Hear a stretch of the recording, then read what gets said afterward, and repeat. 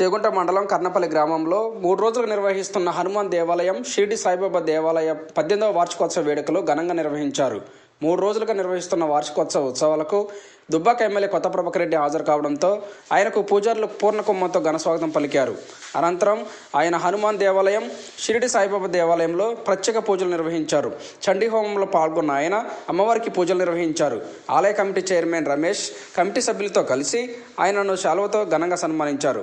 అనంతరం దుబ్బాక ఎమ్మెల్యే కొత్త ప్రభాకర్ రెడ్డి మాట్లాడుతూ గత 18 సంవత్సరాల నుండి హనుమాన్ దేవాలయం వార్షికోత్సవాలతో పాటు 13 సంవత్సరాల నుండి షిరిడి సాయిబాబా దేవాలయ వార్షికోత్సవాలు ప్రతి సంవత్సరం ఘనంగా నిర్వహించుకోవడం చాలా సంతోషకరమని, హనుమాన్ స్వామి, షిరిడి సాయిబాబా ఆశీస్సులు ఈ ప్రాంత ప్రజలపై ఉండాలని, స్వామివారి కృపా కటాక్షాలతో సమృద్ధిగా వర్షాలు కురిసి పంటలు బాగా పండాలని, ఈ ప్రాంత ప్రజలంతా కూడా సుఖ సంతోషాలతో ఆయురారోగ్యాలతో ఉండే విధంగా స్వామి కరుణించాలని ఆయన స్వామివారిని కోరుకున్నట్లు తెలిపారు.